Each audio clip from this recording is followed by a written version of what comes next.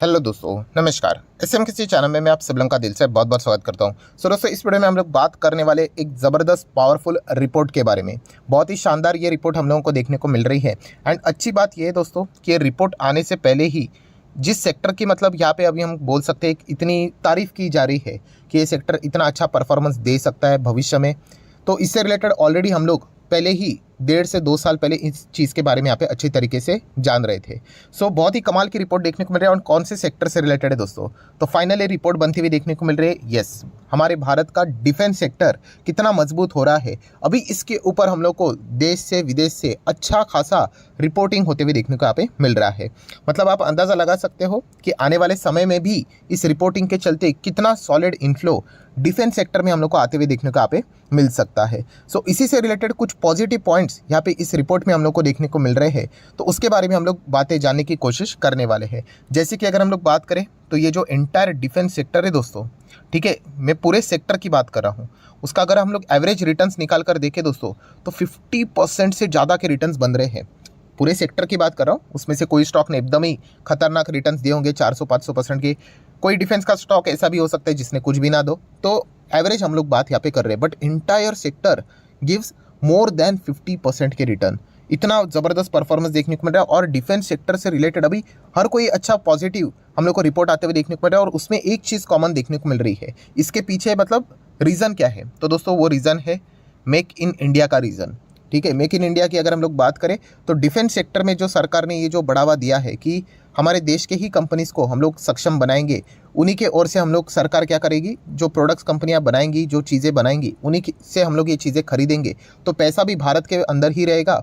And plus उसी के साथ साथ जो रिक्वायरमेंट भी थी डिफेंस से रिलेटेड, वो भी भारत की पूरी यहाँ पे हो जाएगी। सो ये जो एक फैसला था सरकार का, वो लिटरली गेम चेंजर साबित होते हुए देखने को मिल रहा है। एंड इसी चीज़ के चलते हम कह सकते हैं कि डिफेंस के जो ऑर्डर बुक्स है दोस्तों कंपनियों के, वो आसमान छूते हुए देखने को मिल रहे हैं। मतलब एक टाइम पे ऐसा था कि कंपनीज को लिटरली ऑर्डर्स मिलते ही नहीं थे। अगर यहाँ पे कोई चीज़, अगर मान लीजिए 100 का बजट निकलता था, तो पता ही था कि 70% जो बजट है वो बाहर से ही आएगा, मतलब इंपोर्ट किया जाता था सामान।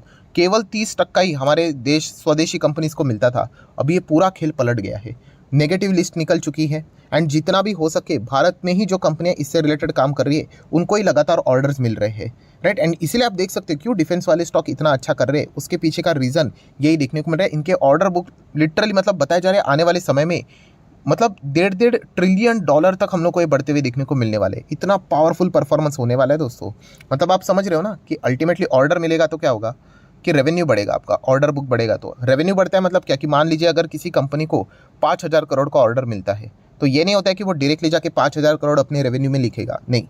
वो जैसे जैसे ऑर्डर डिलीवर करता जाएगा, धीमे धीमे करके उनको पार्ट पेमेंट में वो चीज़ें मिलती रहती है। और वैसे क्या हो जाता है, उनका रेवेन्यू बढ़ता है, फिर प्रॉफिटेबिलिटी बढ़ती है, फिर ईपीएस बढ़ता है, एंड देन शेयर प्राइस भी यहाँ पे बढ़ेगा ही बढ़ेगा। तो ये चीज़ों का सीक्वेंस अभी हम लोग को मैच होते हुए देखने को मिल रहा है। और सबसे खतरनाक बात कि दोस्तों अभी म्यूचुअल फंड्स भी यहाँ पे हम लोग को डिफेंस स्टॉक्स को पिक करते हुए देखने को यहाँ पे मिल रहे हैं। पहले म्यूचुअल फंड्स ज़्यादा डिफेंस स्टॉक्स को पिक नहीं करते थे, और बिल्कुल सही वजह भी थी। देखिए, पहले सरकार डिफेंस सेक्टर को ज़्यादा बढ़ावा देता ही नहीं था, ठीक है, इसलिए मतलब किसी को ज़्यादा इंटरेस्ट था ही नहीं। एंड ऊपर से सरकारी कंपनीज तो क्यों जाने का। बट बाद में जैसे सरकार ने चीज़ें बदलना स्टार्ट कर दी, तब पता चल गया हम लोग को। मैं बार बार आप लोगों को बता भी रहा था कि railway sector and defence sector, ये दो ऐसे सेक्टर है सरकारी होने के बावजूद हमें कमाल के रिटर्न्स देंगे। हाँ, रिस्क तो रहेगा ही कि सरकार कुछ भी डिसीजन ले सकती है करके, बट अल्टीमेटली अगर देखा गया, आप नेट रिटर्न्स की बात करोगे तो आपको अच्छे रिटर्न्स यहाँ पे बनेंगे ही बनेंगे। एंड दोस्तों अगर मैं म्यूचुअल फंड की बात करूँ तो एचडीएफसी ने भी अपना खुद का डिफेंस फंड से रिलेटेड, मतलब म्यूचुअल फंड्स की अगर हम लोग बात करें तो वो भी उन्होंने यहाँ पे क्या कर दिया, लॉन्च कर दिया। ये कोई मैं ये नहीं कह रहा हूँ कि रिकमेंडेशन वाली वीडियो नहीं है या फिर स्पॉन्सर वीडियो नहीं है, मैं सिर्फ आपको बता रहा हूँ कि इस सेक्टर से जुड़े हुए कंपनी से रिलेटेड भी उन्होंने फंड्स लॉन्च किया। मतलब क्या है कि पहले कैसे होता था कि टेक वाली कंपनियाँ, उससे रिलेटेड फंड्स होते थे, अलग अलग सेक्टर्स से रिलेटेड थीम वाले फंड्स हुआ करते थे, तो डिमांड बढ़ना स्टार्ट हो गई। जो बड़े बड़े इन्वेस्टर होते हैं उनके डिमांड्स आते हैं ना, कि मान लीजिए अगर मेरा एसएमकेसी का कोई फंड होता तो पूछते, अरे एसएमकेसी आपके पास डिफेंस से रिलेटेड कोई फंड है कि नहीं। तो डिमांड आएगी तो आप लोगों को सप्लाई तो करना पड़ेगा, तभी तो जाके आपका बिजनेस बनेगा। तो आप देख सकते हैं एचडीएफसी ने भी क्या कर दिया, डिफेंस फंड लॉन्च किया। उसके अंदर आपको क्या मिलेंगे, डिफेंस के अच्छे खासे चुने हुए स्टॉक देखने को मिलेंगे। सो जो लोग डिफेंस सेक्टर के ऊपर भरोसा दिखा रहे हैं उनका भी इन्वेस्टमेंट अभी हम लोग को बढ़ते हुए देखने को यहाँ पे म्यूचुअल फंड के थ्रू और भी मतलब इंक्रीज होते हुए देखने को यहाँ पे मिलने वाला है। सो इस चीज़ के चलते शेयर्स तो आप लोगों को पता ही है, जो अच्छे शेयर्स रहते हैं मैं आपके सामने रखता हूँ। उसमें से HL आप देख सकते, देखिए ये चीज़ें सीखने वाली बात है दोस्तों, कि जब तेज़ी आती है ना, तेज़ी आपको क्रेजी मतलब अंदाज़ा ही नहीं लगेगा कि इतना पैसा बनते हुए देखने को मिलता है, फिर अब समझ में नहीं आता कि कहाँ पे एंटर करे करके। तो इसलिए कहता हूँ कि बिज़नेस समझने की मतलब कला होनी चाहिए, वरना वो 10-20 रुपये ऊपर नीचे खरीदने के लिए जाओगे और फिर बड़ा हाथ से मतलब बोलते हैं ना मौका छूट जाएगा। और यही चीज़ें होती है। आज आप देख सकते हो कि ये स्टॉक इतना डेली बेसिस के हिसाब से भाग रहे हैं, फिर कहाँ पर एंट्री करे ये समझ में नहीं आता। बताने वाले आपको किधर भी बता देंगे, इधर एंटर करो उधर एंटर करो, नीचे गया तो बोलेंगे कि बेचना चाहिए था करके, फंसोगे आप। तो मेजर चीज़ क्या होती है दोस्तों, कि बिज़नेस समझ में आना चाहिए एंड स्टेज 1 पे चीज़ें पकड़नी आनी चाहिए। सो आज आप देख सकते हैं स्टेज 1 में हम लोगों ने इन चीज़ों को पकड़ा। अभी ये राइड कर रहा है, उतना मज़े करने दो, हमें क्या है भागते रहने दो। बहुत ही अच्छा परफॉर्मेंस देखने को यहाँ पे मिल रहा है। एंड HL की भी बात करें तो आप देख सकते हो पहले FIS DS ज़्यादा देखने को नहीं मिलते थे, ठीक है। और जैसे प्रमोटर ने अपनी हिस्सेदारी बेची थी, क्योंकि 75 वाला रूल कंप्लाई करना है, उसके नज़दीक आना है, तो पूरा का पूरा देखिए DIS ने मैक्सिमम माल यहाँ पे उठाया था। एंड आज आप देख सकते हो FIS भी 5%, 6%, 7%, 9% लगातार यहाँ पे बाइंग करते हुए देखने को मिल रहा है। DIS तो पहले से ही 13-15% के आसपास थे ही थे। हाँ, ऐसा नहीं होता है कि DIS थोड़ा माल बेचेंगे नहीं, क्योंकि उनको बार बार पे प्रॉफिट बुकिंग करना पड़ता है, राइट। तो ये चीज़ें हम लोग को देखने को यहाँ पे मिल रही हैं। सो HL तो ऑलरेडी हम लोग को पता है, कितनी बार मैं बोल चुका हूँ, एयरक्राफ्ट से रिलेटेड मोनोपॉली वाली कंपनी है। सिर्फ सरकार ने कुछ यहाँ पे मस्ती नहीं करनी चाहिए, ये स्टॉक भागते रहेगा, ठीक है। थोड़ा बहुत बीच बीच में सर्कल होते रहेंगे, मतलब क्या है कि प्लस माइनस होते रहेंगे, कुछ ना कुछ रीज़न बाजार को मिल जाएंगे, बट ओवरऑल कंपनी बढ़िया है। देन माझगांव डॉक की अगर हम लोग बात करें, आप देख सकते हो एक बार तेज़ी आ गई ना, फिर ये रुकने के नाम नहीं लेते। 5 ही दिन में 24% बन जाते, ये तो बोलने के लिए 5 दिन है, 2 दिन के ही रिटर्न है। Then Mazagon dock ship builders में भी आप देख सकते हो कि पहले FIS DS देखिए ना के बराबर पॉइंट में रहते थे, अभी अगर आप देखोगे तो 3% के आसपास। नो डाउट ज़्यादा शेयर्स अवेलेबल नहीं है मार्केट में, तो माझगांव डॉक में आज नहीं तो कल हम लोग को OFS भी देखने को यहाँ पे जरूर मिल सकता है। तो ये भी पॉइंट आप लोगों को पता होना चाहिए। देन डेटा पैटर्न्स, बहुत सारे लोग पूछते हैं सर आप डेटा पैटर्न के ऊपर वीडियो नहीं बनाते, कोई गड़बड़ है क्या? अरे ऐसा थोड़ी है, कितने सारे शेयर्स बाजार में अवेलेबल है, हर एक के ऊपर थोड़ी ना वीडियो बनाते रह सकते हम लोग। एंड नहीं बना रहा हूँ इसका अर्थ ये थोड़ी कि खराब हो गया करके। सो जो भी डिफेंस से रिलेटेड अच्छा काम कर रहे हैं आप उनको ट्रैक कर सकते हो। मेरा काम आपको रिकमेंडेशन देना नहीं है कि ABCD इतने शेयर है करके, मेरा काम है आपको सही और गलत की समझ देना कि कहाँ पे जाना चाहिए, क्या करना चाहिए। आप सीखने के लिए आते हो ना, अगर आपको डायरेक्ट ही सिर्फ रिटर्न से ही मतलब है, म्यूचुअल फंड है आप लोगों के लिए, आराम से म्यूचुअल फंड में रखो पैसा, टेंशन फ्री रिटर्न्स बना कर दे देंगे। बट अगर खुद से सीखना है तो फिर एफर्ट्स तो लेने ही पड़ेंगे, तो वो मैं सिखाने की कोशिश आप लोगों को करता हूँ। सो डेटा पैटर्न भी आप देख सकते हो, बहुत कमाल का परफॉर्मेंस दे रही है। ये डिफेंस वाले है ना, ये मेजर चीज़ समझो, जो थीम होती है ना दोस्तों, वो सबसे इंपॉर्टेंट होती है। अगर यहाँ पे भी अगर हम लोग देखेंगे FIS DS तो ज़बरदस्त तरीके से, मतलब ये पूछ रहे सर ये 45 का 42 हो गया, क्या फ़र्क पड़ता है? 45 का 42 प्रमोटर ने होगा, बट खरीदने वाले कौन है देखिए सामने, FIS DS। And plus public का भी हिस्सा कम हुआ है, वो भी इंस्टीट्यूशंस ने उठाया माल।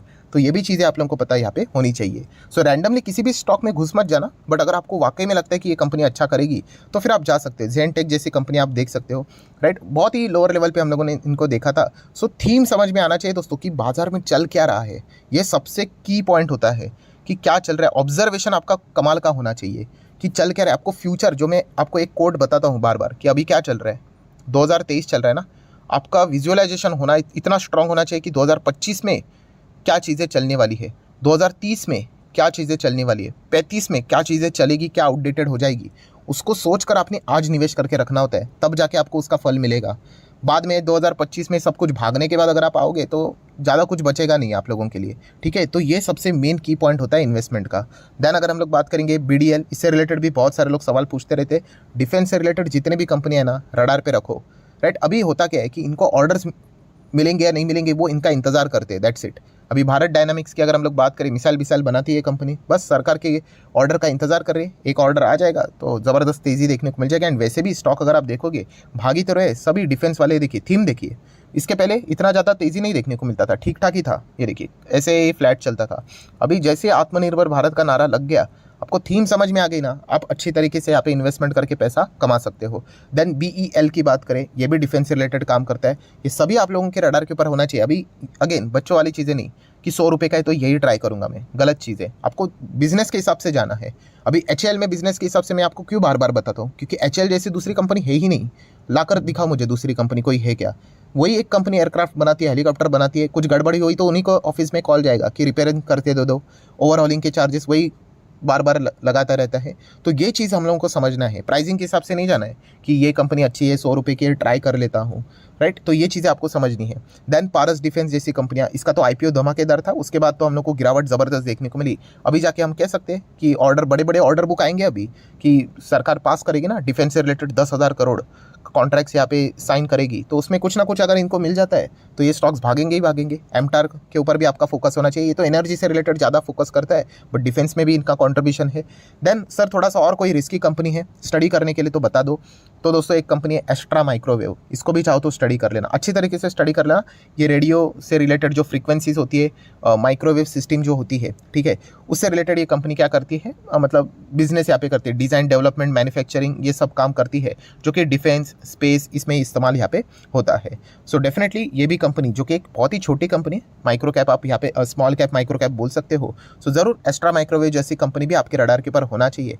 मैं अगेन कह रहा हूँ, ये कोई मेरे रिकमेंडेशन नहीं होते मेरे साइड से, जितना हो सके मतलब चीर फाड़ करके क्या करना होता है, आपने एनालिसिस करना होता है कि बैलेंस शीट कैसी है, PNL कैसा है, क्लाइंट्स कौन है, एनुअल रिपोर्ट क्या कहता है, सारी चीज़ें। एंड उसके बाद अगर आपको लगता है कि हाँ ठीक है company, then go for it. अगर आपको लगता है कि ठीक है कंपनी बट मुझे डर लगता है, देन SQS है, छोटा सा क्वांटिटी खरीद लेने का, 1 क्वांटिटी 2 क्वांटिटी, शुरुआत करना इंपॉर्टेंट होता है। देखते रहोगे तो देखते रह जाओगे फिर, बट ये खुद से लगना चाहिए। ऐसा नहीं कि बस शेयर का नाम देख लिया, मन कह रहा है कि हो सकता है, ट्राई करके देख लेते हैं, कोई फ़ायदा नहीं उसका।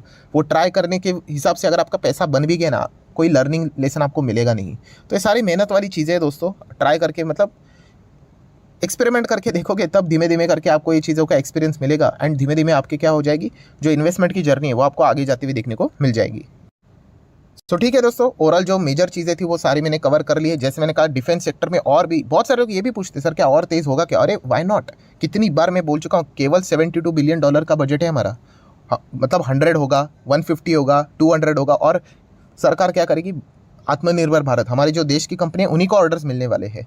सो बढ़ते रहेंगे। हाँ, अभी बढ़ते रहेंगे, इसका अर्थ ये नहीं कि अमरत्व इनको प्राप्त हो गया करके कि कभी नीचे नहीं आएंगे, आएंगे अच्छे खासे सर्कल्स में नीचे आएंगे। जो स्टॉक 200-400% भागेगा वो 20-30% गिरेगा ही गिरेगा। बट अगर आपका नज़रिया बहुत लंबा है तो डेफिनेटली वो कंपनी आपको पैसा कमा के देती ही रहेगी। 3 सबमरीन्स के ऑर्डर आएंगे तो आपको क्या लगता है कि 3 ही सबमरीन्स के ऊपर सरकार रुक जाएगा, और ऑर्डर्स देंगे, धीमे धीमे करके देंगे। तो ये चीज़ें आपको मतलब वो विजुअलाइज करना आपको आना चाहिए कि कितना बड़ा ये स्पेस हो सकता है, कितना बड़ा ये सेक्टर बन सकता है। तभी जाके आप करेक्शन में भी क्या कर पाओगे, होल्ड कर पाओगे। वरना 10-20% नीचे आ जाएगा, आप क्विट करके निकल जाओगे, और 10 साल बाद देखोगे कि होल्ड करता तो और 20 गुना पैसा बनता। तो इन चीज़ों के ऊपर कोई फोकस चाहो तो रख सकते हो। तो चलिए ठीक है, वीडियो अच्छा लगा होगा तो चाहो तो लाइक एंड शेयर कर देना।